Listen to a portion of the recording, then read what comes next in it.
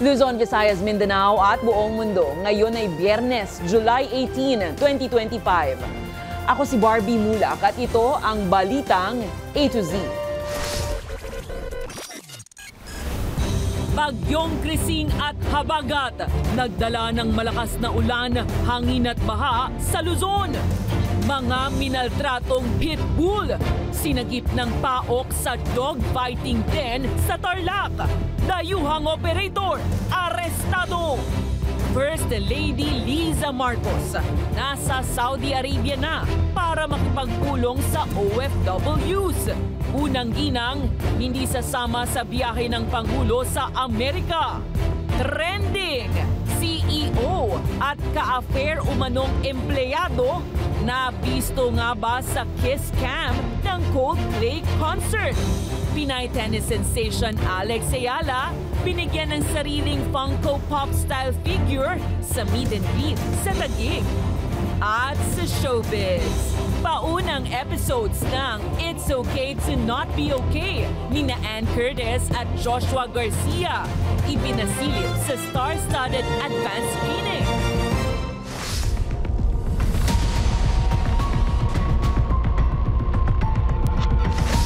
Magandang gabi, pambungad sa ating newscast. Mga ka-A to Z, mag-ingat po lalo na ngayong gabi. Nananatiling malakas ang bagyong Krising habang dumaraan malapit sa Calayan, Cagayan ngayong gabi. Taglay nito ang hangin na umaabot sa 75 kilometers per hour at pagbugso nga abot ng 105 kph. Kumikilos ito pahilaga, hilagang kanluran sa bilis na 20 kilometers per hour. Nasa sa ilalim ng tropical cyclone wind signal number 2 ang Batanes, Cagayan, Babuyan Islands, Isabela, Ilocos Norte at mga kalapit na lugar. Inaasahan rito ang malalakas na hangin at baha sa mga mabababang baybayin. Signal number 1 naman ang nakataas sa Quirino, Nueva Vizcaya, La Union, Benguet, Aurora, Pangasinan at iba pang bahagi ng Cordillera at Region 1. Inaasahan ang paglalanding ni Krising sa Babuyan Islands bago tuluyang lumabas ng Philippine Area of Responsibility hapon ng Sabado. Pinaghahanda ang publiko sa posibleng pag-uulan, storm surge na abot sa 2 metro at pagtaas ng alon sa northern at western Luzon. Samantala, asahan din ang malalakas na bugso ng amihan dito sa Metro Manila, Calabarzon, Bicol, Visayas at Mindanao ngayong weekend. Paalala ng Pag-asa, sumunod sa evacuation at alert levels ng mga lokal na opisyal para sa kaligtasan at manatiling nakatutok sa mga lehitimong news sources tulad ng Balitang A to Z para sa pinakahuling updates. Ingat po! Mula Cagayan sa norte hanggang sa Negros sa Visayas, apektado ng malawakang pagbaha, bunsod ng habagat at bagyong Krising. Pero pagtitiyak ng pamahalaan, ready for distribution ng nasa 3 milyong food at hygiene kits. Kasama sa ipamamahagi ang mga balde na may filter para sa malinis na inuming tubig. Nalubog sa baha ang mga palayan, daanan at kabahayan sa maraming bahagi ng bansa dahil sa pag-uulan na dala ng bagyong Krising at Habagat, Biyernes, July 18. Sa Negros Occidental, tumirik ang maliliit na sasakyan na nagpumilit na tumawid sa malalim na baha. Ganito rin ang nangyari sa mga motorista sa Puerto Princesa, Palawan, kahit ang mga truck napahinto at kinailangang itulak. Nagmistulang namang isla sa gitna ng lawa ng baha ang munisipyo ng Sablayan sa Occidental Mindoro. Habang sa Peña Blanca, Cagayan, goodbye na ang isang jeep na inanod ng rumaragasang ilog. Ayon sa mga nakakita, nabalahaw ang jeep nang subukang tawirin ang baha umaga ng Biyernes. Bigo nang ma-recover pa ang sasakyan kaya't nang tumaas ang tubig ay tuluyan itong tinangay. Buti na lang wala itong sakay. Puspusan naman ang paghahanda ng pamahalaan sa inaasahang patuloy na pag-uulan dala ng bagyong Krising. Kanina, personal na ininspeksyon ni Pangulong Ferdinand Marcos Jr. ang warehouse ng Department of Social Welfare and Development sa Pasay City para i-monitor ang paghahanda ng relief goods. Ayon sa DSWD, naiposisyon na ang mahigit 3 milyong food packs at hygiene kits sa mahigit 900 storage hubs sa buong bansa. Personal ring sinubukan ni PBBM ang ipapamahaging mga balde na may filter para sa malinis na inuming tubig. Yung tinesting namin, yun yung balde na merong filter na kahit anong klaseng tubig, wag lang malat. Pero kahit na ibaba sa fresh water, kahit hindi masyado malinis, pwedeng ilagay sa balde, pwedeng inumin, dadaan lang doon sa filter na yon. Sa ulat ng National Disaster Risk Reduction and Management Council, apektado ng kasalukuyang sama ng panahon ang nasa 24,000 na individual.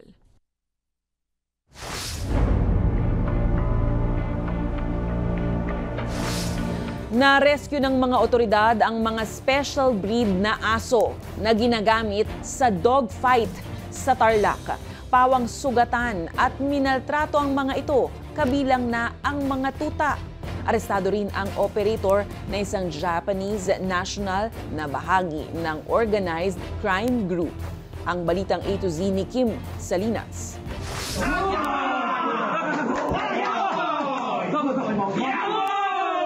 Parang tupada ng manok ang eksena pero mga pitbull pala ang pinaglalaban sa fighting ring na ito na nakuna ng Presidential Anti-Organized Crime Commission. Kaya ikinasa ng PAOK at PNP CIDG ang raid sa barangay Motrico, La Paz, Tarlac noong July 12. Tumambad sa kanilang iba't ibang sugatang aso na sariling binibreed ng operator para ilaban.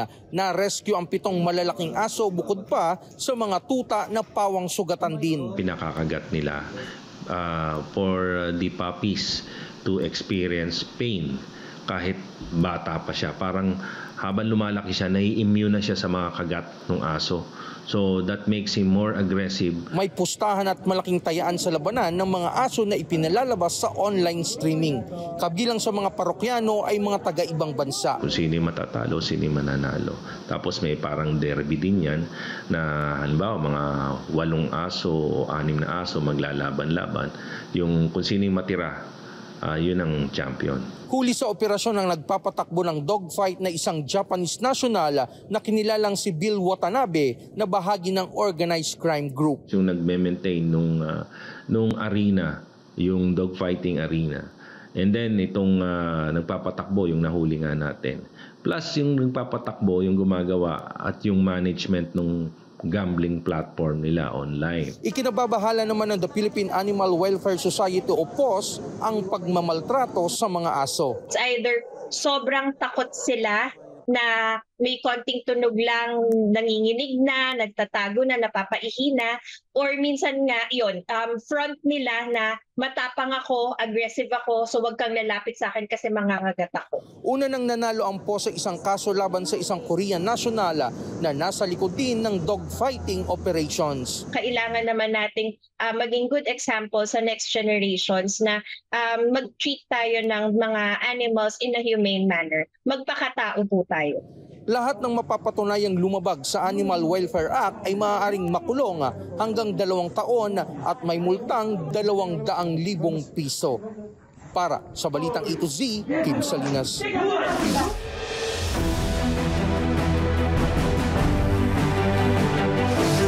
Magkikita sa Washington, D.C. sa Amerika sina Pangulong Ferdinand Bongbong Marcos Jr. at U.S. President Donald Trump sa July 22 para talakayin ang mas pinaigting na kooperasyon sa ekonomiya, depensa at seguridad.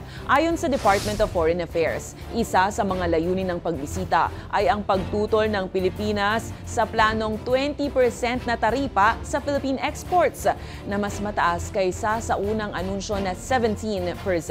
Inaasahang magkakaroon din ng pag-uusap patungkol sa regional issues, people-to-people ties at bilateral trade agreement.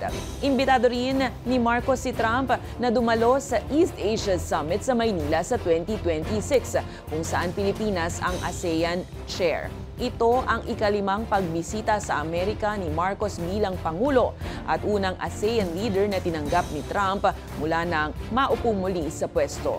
Samantala, kasama ni Marcos sina Secretary of Foreign Affairs Maria Teresa Lazaro, Secretary of National Defense Gilberto Chodoro, Trade Secretary Cristina Roque at iba pa. We hope, of course, to arrive at a bilateral trade agreement or a deal on reciprocal trade that is mutually acceptable, mutually beneficial for both our countries. So that is something that we look forward to getting from the visit, and of course during the meeting with U.S. President Trump.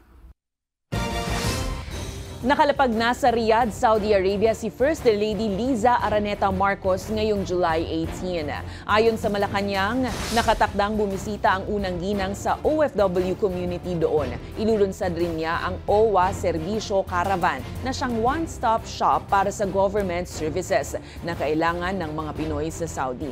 Balik bansa naman si Ginang Marcos sa July 21 sa Lisi sa pag-alis ni President Bongbong Marcos Jr. na bibiyaheng Amerika sa July 20. Usap-usapan kamakailan kung bakit hindi makakasama ang First Lady sa official US visit ni PBBM. Ito ay sa harap ng alegasyong kasama umano si Mrs. Marcos sa Amerika noong Marso nang mamatay ang Filipino businessman na si Paulo Tantoco dahil sa drug use. Walang ipinapataw na 20% buwis sa mga impok na pera sa bangko ayon sa Malacanang. Nilinaw ng palasyo na ang ipinasang panukala na Capital Markets Efficiency Promotion Act ay tumutukoy lang sa pagbubuwis sa tutubuing interes ng savings account. Taliwas ito sa mga naglipa ng maling impormasyon online, hindi pinapataw ang buwis sa kabuuan mismo ng deposito. Git pa ng tagapagsalita ng administrasyon, hindi na bago ang 20% tax sa interest earnings sa mga bank deposit dahil taong 1998 pa ito ipinatutupad. Sa halimbawang ito, ang 100,000 pesos mo na savings ay hindi mababawasan, kundi ang babawasan ay ang interest na 83.33 pesos. So magkano ibabawas na lamang? Ang mangyayari po, lumalabas na 16.66 pesos lamang po ang mababawas sa interest na kinita ng savings.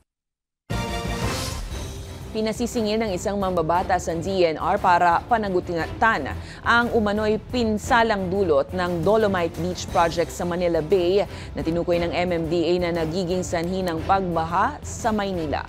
Isinumite ni Bicol Saro Party List Representative Terry Redon ang House Bill 56 para imbestigahan ang proyekto at iginiit na naging cosmetic intervention lang ang proyekto at nagdudulot pa ng sakuna. Anya, nagsara ito ng 3 lagusan ng tubig noong 2020 kaya nagdudulot ngayon ng mga pagbaha. Matatandaang binuo at ipinatupad ang Dolomite Beach sa ilalim ng Duterte administration at nagkakahalaga ng 389 million pesos. Tatandaang iginiit naman ng mga tagapagtanggol ng proyekto na tinupad lang nito ang Supreme Court mandamus noong 2008 para sa rehabilitasyon ng Manila Bay. Merong dapat magpanagot bakit nakasali po itong proyekto na ito. 389 million pesos po na pwede sana ginamit sa totoo lang para sa mga dagdag pong interventions sa paglilinis ng tubig like additional sewage treatment plants.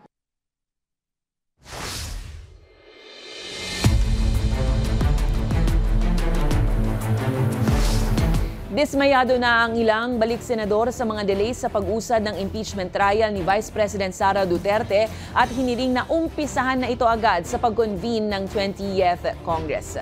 Kinastigo naman ng isang mambabatas ang usap-usapang plano ng ilang Duterte allies sa Senado na ipadismiss o ipabasura ang impeachment case dahil sa umano'y unconstitutionality. Ang balitang A to Z ni Ace Cruz. Gate ni Bicol Saro Party List Representative Terry Redon, wala sa mandato ng Senado na tumatayong impeachment court na pagpasyahan ang constitutionality ng impeachment complaint. Sa harap ito ng plano ng ilang Duterte allies sa Senado na ipabasura ang impeachment complaint laban sa Vice-Presidente. Ang constitutional obligation, dalawang bagay. Try, decide. Hindi po ito try or decide. So, kumbaga, you have to undertake trial first. I think gagawin lang po ng Kongreso ang kailangan niya pong gawin. At malamang pupunta po yan sa Korte Suprema to ask whether or not yung pong dismissal based on the motion to dismiss ay constitutional. Nauna nang sinabi ni Senador Ronald Bato de la Rosa na asahan nang ihirit niya ang pagbasura sa impeachment complaint sa pag-convene ng 20th Congress. We have to settle the issue of jurisdiction. Para sila magbabalik Senado gaya ni Panfilo Lacson, dapat linawin sa plenaryo kung bakit sa August 4 pa ang target na muling pag-convene ng impeachment court. Si Senador Kiko Pangilinan, iginit na dapat agad-agad simulan ang trial na malinaw sa konstitusyon. Para naman kay Senador Vicente Soto III, basta't siguraduhin sisimulan ng impeachment trial, lalo't makilang beses na itong na-delay. Sa Facebook post, kumporme naman si Senador Bam Aquino sa August 4 trial. Anya, ngayon pa lang ay sumangguni na siya sa mga eksperto bilang paghanda sa napipintong pag-usig sa Vice President. Samantala, nauna nang sinabi ni Senador Joel Villanueva na hindi pa pinalang August 4 trial proper lalo't nasa hanggang 6 na mga senador pa lang ang pabor dito.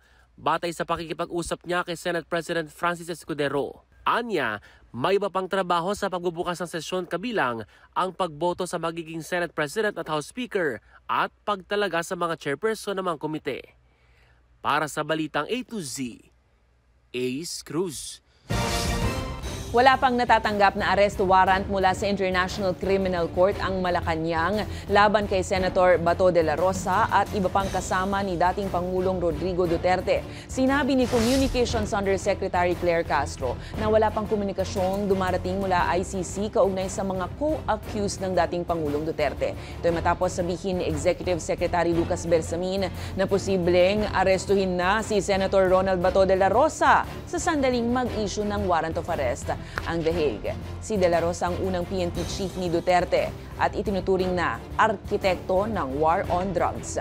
Kasalukuyang nasa ICC detention facility sa The Hague si Duterte para kaharapin ang kasong crimes against humanity.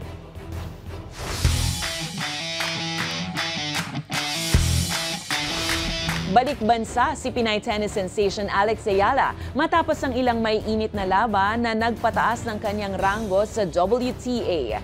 Fresh from Wimbledon, dala-dala ni Ayala ang kanyang bagong career high na world number 56. Kaya naman nagkaroon ng mainit na meet and greet sa fans si Ayala sa Taguig nitong Biyernes. Binahagi rin niya ang natutuhan sa tagumpay. Anya hindi lahat ng maganda ay sobrang ganda at hindi lahat ng masama ay sobrang sama.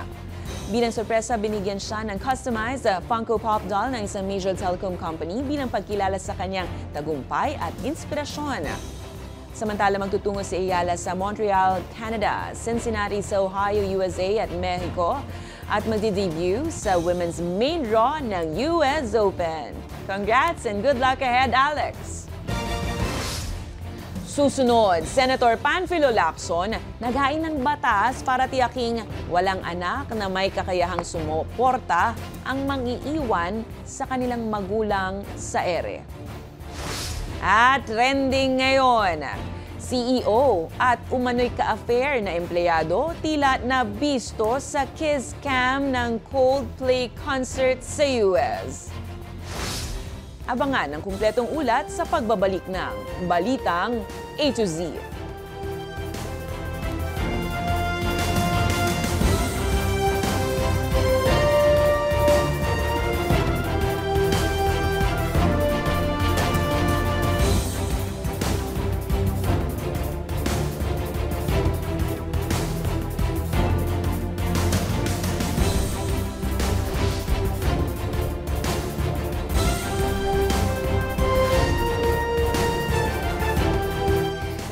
Nanay at tatay natin ka A to Z, may pangamba ba kayong tumandang walang kasama?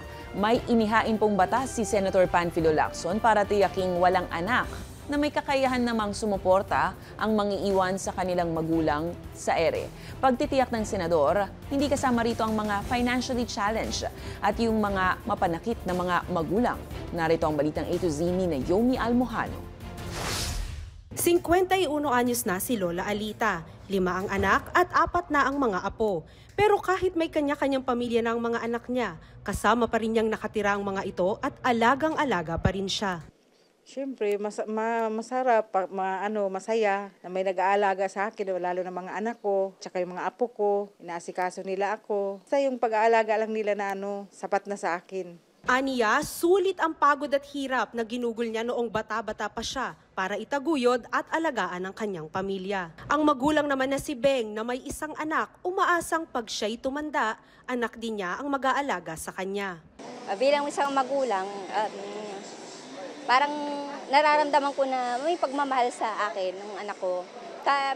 Lagi niya akong yung tinutulungan niya ako sa lahat ng mga mga kailangan ko, ganyan. Kahit na medyo may edad na ako. Protektado ng Parents Welfare Act of 2025 na nirefile ni Senator Panfilo Lacson ang mga munting hiling ng mga magulang na ito. Sa ilalim kasi ng panukalang batas, gagawing criminal offense ang pag-abandona ng mga anak sa kanilang magulang kapag matanda ng mga ito, uugod-ugod o may sakit at wala ng kakayahang suportahan ang sarili. Aniya, responsibilidad ng mga anak at ng lipunan na alagaan, maglaan ng oras at puna ng pangangailangan ng mga nakatatandang minsay buong buhay ang inalay sa pagpapalaki sa kanila. Kaya naman hindi rin lubos maisip ng ilang magulang, natatanda sila nang walang kasama. Siyempre malungkot dahil malayo ako sa kanila, pero wala tayong magagawa kung yun ang pero parang wala naman siguro yan dito. Hindi naman yata yan nauso dito sa lugar, sa bansa natin, yung mga matatanda ihiwalay sa mga anak nila. Pero masakit para sa akin yun eh. Kaya si Albert pangako sa sarili na kahit anong sitwasyon, pipiliin niya araw-araw na siya mismo ang mag-aalaga sa kanyang mga magulang. Hindi po. Kasi mas maganda na ang anak ang mismo mag-alaga sa magulang. Kumbaga syempre, nung mga bata kami, magulang namin na nag-alaga sa amin. Hindi yung ibang tao.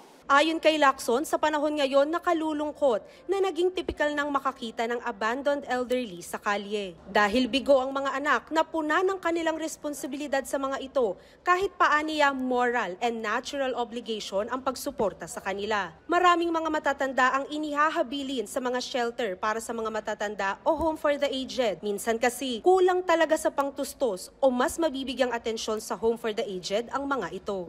Kaya plano rin ni Lacson na magtayo ng old age home sa bawat probinsya at highly urbanized cities para alagaan ang mga nangangailangang matatanda kung saan nasa 50 elderly ang tatanggapin nito. Mas importante kasi kumbaga alam mo na kung ano yung ugali ng magulang mo, then kung paano mo sila itatrato ng maayos. Kasi pag nasa ibang taga-alaga sila, hindi mo alam kung paano sila itrato ng ibang. Samantala, paglilinaw ng senador, hindi kasama sa batas na ito ang mga magulang na naging mapanakit at mapang-abuso sa kanilang mga anak. Gayon din ang mga salat sa pera. Gayunpaman, kung may kakayahan namang mag-alaga at magtustos sa pangangailangan, pero piniling i-abandona ang magulang, 6 hanggang 10 taong pagkakakulong ang pwedeng kaharapin, dagdag pa riyan ang 300,000 pisong multa. Para sa Balitang A to Z, Naomi Almojano.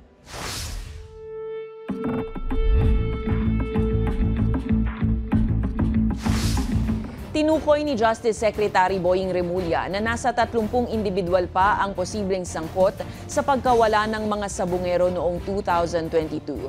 Base ito sa bagong impormasyon mula kay whistleblower Judy Patidongan na nakipagpulong sa Department of Justice ngayong Biyernes. Nauna nang idiniin ni Patidongan ang 15 pulis, negosyanteng si Atong Ang at aktres na si Gretchen Barreto, pero walang nadagdag na detalye sa kinaroroonan ng mga biktima. Ayon kay Secretary Remulla, mahalaga ang tuloy-tuloy na komunikasyon kay Patidongan dahil marami pa itong alam na dapat malaman ng gobyerno. Samantala, ipinahinto na muna ng Coast Guard ang pagsisisid sa Taal Lake dahil sa masamang panahon at zero visibility sa ilalim ng tubig. Git ni Remulla, panandalian lang ito at maaaring tumagal ng 6 na buwan ang buong search operation.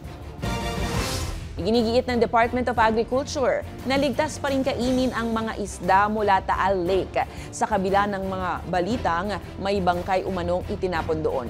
Bumaba kasi ang benta ng isda matapos iugnay ang lawa sa nawawalang mga sabungero na hinahanap ng Philippine Coast Guard. Ayon kay DA spokesperson Assistant Secretary Arnel de Mesa, walang basihan ang takot ng ilan sa social media. Paliwanag din ni de Mesa, hindi ka kumakain ng nabubulok na laman ang mga isda sa lawa. Caged o may harang at commercial feeds ang diet ng tilapia, habang plankton naman ang kinakain ng tawilis at buhay na isda naman ang kinakainan ng maliputo. Bahagyang tumaas ang presyo ng tilapia dahil sa pagkonti ng huli pero wala pa namang planong magdeklara ng state of calamity. Layon naman ng BFAR na ibalik ang kumpiyansa ng publiko kaya magdaraos ito ng Boodle Fight sa July 22 kasama ang mga mangingisda para mapatunayang ligtas ang isda mula sa Taal.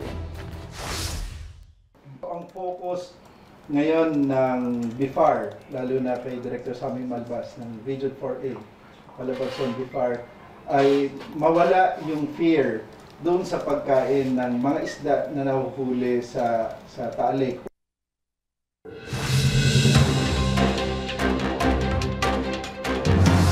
Kinumpirma ng COMELEC na balik kamara na ang 6th nominee ng Tingog Party List na si Yeda Romualdez matapos umatras ang 3 nominees ng partido. Makakasama ni Yeda sa Kongreso ang asawa na si House Speaker Martin Romualdez at anak na Tingog First nominee na si Andrew Julian. Samantala, inudyukan ni Senator Amy Marcos ang kapatid na si Pangulong Ferdinand Marcos na pirmahan na ang panukalang pag-uurong sa barangay at sangguniang kabataan elections sa 2026 na nakatakda dapat sa darating na Disyembre. Nasa ilalim din ng panukala na inihain para sa lagda ng Pangulo ang pagpapalawig ng termino ng BSKE official sa 4 na taon.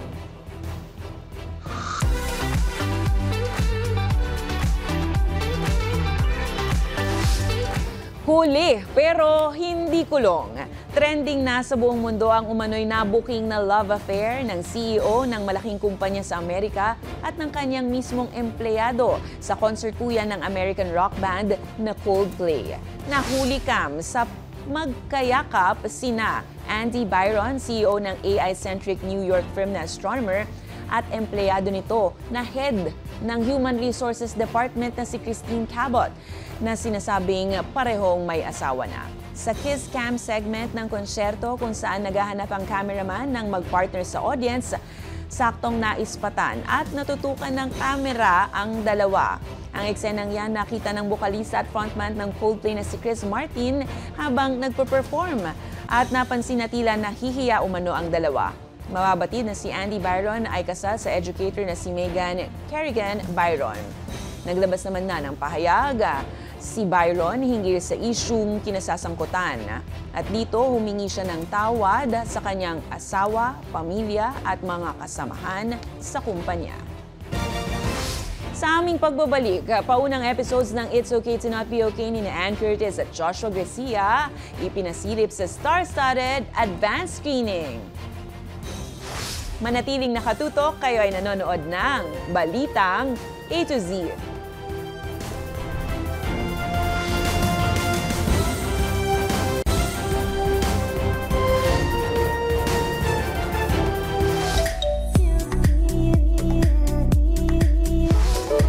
Star-studded ang advanced screening ng Philippine adaptation ng It's Okay to Not Be Okay na ginanap sa isang mall sa Quezon City. At ang good news sa mga gustong mauna sa storya, streaming na ito simula ngayong Biyernes sa Netflix. Ang iba pang kaganapan, alamin sa Balitang A to Z Showbiz ni Lane Garcia. Mainit ang salubong ng fans para sa mga bida ng much-awaited series, ang Philippine adaptation ng It's Okay to Not Be Okay na sina Ann Curtis, Joshua Garcia at Carlo Aquino sa kanilang special screening nitong Huwebes, July 17 sa isang mall sa Quezon City. Halos di magkamayaw ang mga dumalo at kanya-kanyang abang para sa kanilang mga iniidolo. Full force din ang naglalakihang bituin at cast ng It's Okay to Not Be Okay na hindi pinalampas ang pasilip sa madla. Bukod dyan, spotted din ang ilang stars gaya ni na Darren Espanto, ex-housemates PBB Celebrity Collab Edition Esnier, Dustin New, Mika Salamanca at River Joseph. Present din si Showtime host Karil at phenomenal love team na sina KD Estrada at Alexa Ilacad. Labis-labis naman ang pasasalamat ng mga bida sa lahat ng dumalo sa kanilang advanced screening at sa fans na excited mapanood ang phenomenal drama. Para sa inyo pong lahat to, and nagpapasalamat ako sa lahat ng mga bosses natin na napaka-busy pero pumunta. Thank you very much sa inyo. Mahal namin kayo. And we want to thank all of you for being here with us tonight. You know, this has been a year in the making. And we hope you enjoy this journey of healing that we all took. And we hope that you learned something from it. Iikot ang kwento sa isang children's book author na may antisocial personality disorder dahil sa kanyang madilim na nakaraan.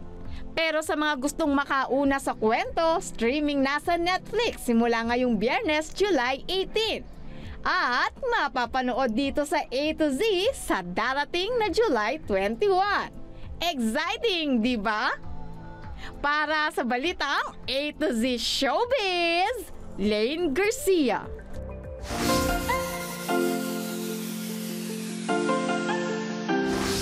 Mag-ingat sa mga ibinibigay na challenge ngayon dahil baka ang makaengkwentro mo competitive. Matalo ka pa. Panoorin na nakaka-GV na video. Nothing beats a Jet2 holiday. And right now, you can save £50 per person. That's £200 off for a family of 4. Kung kayo ay may kwentong kakaiba, mga kwento ng pag-ibig o storya ng inspirasyon at pag-asa, maaari itong ibahagi. Sumali sa ating Facebook group na Balitang A to Z. Panoorin ng replay ng ating programa at sundan ang ating social media pages, hanapin ang Balitang A to Z. Ang ating pabaong quote of the night ngayong Biyernes ay mula sa aktor na si Joaquin Phoenix. Ang sabi niya, wala namang mawawala sa isang tao kung magiging mabuti sa mga hayop. At yan po ang mga balita at impormasyon, mga kwentong may dalang inspirasyon na tinutukan ng Balitang A to Z. Ako po si Barbie Mula, kung maging maalam, makialam. Magandang gabi sa'yo, Pilipinas. Happy weekend!